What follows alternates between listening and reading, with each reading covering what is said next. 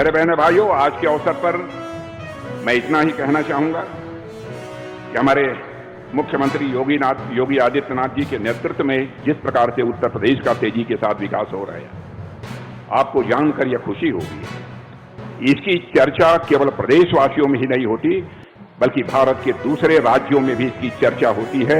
सचमुच हम सभी उत्तर प्रदेशवासी अपने को बहुत ही गौरवान्वित महसूस करते हैं। इस सच्चाई को भी कोई नकार नहीं सकता है कि हम किसी राज्य का, किसी क्षेत्र का विकास चाहते हैं तो उस विकास की पहली शर्त होती है चुस्त दुरुस्त कानून और व्यवस्था। और जिस प्रकार की चुस्त दुरुस्त कानून व्यवस्था हमारे यहां के मुख्यमंत्री श्री योगी आदित्यनाथ जी दी है, बहनों भाइयों, उसकी जितनी भी सराहना की जाए वह कम है। केवल लखनऊ के रहने वाले लोग अथवा उत्तर प्रदेश के लोग ही इसकी सराहना नहीं करते, बल्कि देश में सर्वत्र इसकी सराहना की जाती है। और मैं यह भी कहना चाहता हूं, लखनऊ के विकास के लिए जब भी मैंने कोई प्रस्ताव इनके सामने रखा होगा, योगी जी ने क्षण भर की देर नहीं लगाई है। चाहे कितना भी पैसा लगता हो, सहज रूप से उसकी स्वीकृति उन्होंने दे दी है।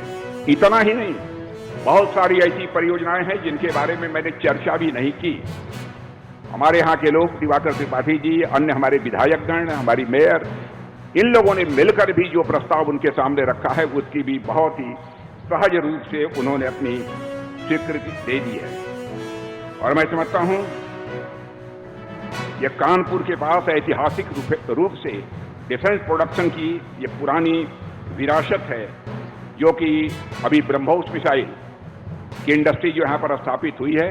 और मैं आपको यह भी बतलाना चाहता हूं कि वह समय दूर नहीं है, कुछ ही महीनों के अंदर, कुछ साल के अंदर नहीं, कुछ और बड़ी बड़ी इंडस्ट्रीज लखनऊ के आसपास स्थापित होने जा रही हैं। और वहां जिनको स्थापित करना है उनमें से कुछ लोगों ने हमारे मुख्यमंत्री जी से आकर बातचीत की है और अब मुख्यमंत्री जी ने सहज रूप से उसकी अपनी स्वीकृति दे दी है।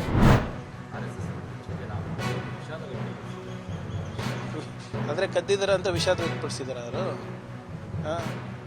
ಈಗ ಜನಸಂಖ್ಯೆ ನಿಯಂತ್ರಣ ಮಾಡೋದು ಅವ್ರು ಬ್ರಹ್ಮಚಾರಿಗಳಲ್ವ ಅವರು. ಬೇರೆಯವರಿಗೆ ಹೇಳ್ತಾರೆ ನೀವು 3 ಮಕ್ಕಳು ಹುಟ್ಟಿಸಿ 4 ಮಕ್ಕಳು ಹುಟ್ಟಿಸಿ ಅವ್ರಿಗೆ ಧರ್ಮ ರಕ್ಷಣೆಗೆ ಬಿಡಿ, ಗೋ ರಕ್ಷಣೆಗೆ ಬಿಡಿ ಅಂತ. ಇವರೆಲ್ಲ ಬ್ರಹ್ಮಚಾರಿಗಳಂತ ಹೇಳ್ಕೊಂಡು ಓಡಾಡ್ತಾರಲ್ಲ, ಏನು ಗೊತ್ತಿಲ್ಲಪ್ಪ. ಅವ್ರ ನೀತಿನಲ್ಲಿ ಸಾಕಷ್ಟು ಗೊಂದಲ ಇದೆ. ಅವರಿಗೆ ಗೊತ್ತಿಲ್ಲ ಅವರ ಸಂಸ್ಥೆ ಏನು ಮಾಡ್ತಾ ಇದೆ, ಹೇಗೆ ಮಾಡ್ತಾ ಇದೆ, ಅವರ ಸಂವಿಧಾನ ಏನಿದೆ ಅಂತ ಗೊತ್ತೇ ಇಲ್ಲ. ನೀವು ಸಂವಿಧಾನ ತೆಗೆದು ಓದ್ಬಿಡಿ, ಅವರು ಸಾಕಷ್ಟು ನೋಡಿ. ಫಸ್ಟು ಒಪ್ಕೋಬೇಕು ಅವರಿಂದ ತಪ್ಪಾಗಿದೆ ಅಂತ. ತಪ್ಪಾಗ್ಬಿಟ್ಟು ಸಾರ್ವಜನಿಕರಲ್ಲಿ ಕ್ಷಮೆ ಕೇಳಬೇಕು. ಸುಮ್ಮನೆ ಯಾವುದೋ ಪ್ರೆಸ್ ನೋಟ್ ಕೊಡೋದಲ್ಲ.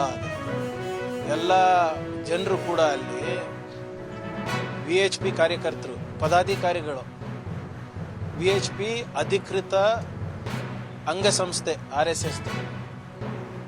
VHP ಹುಟ್ಟಾಕಿದ್ದೆ RSS.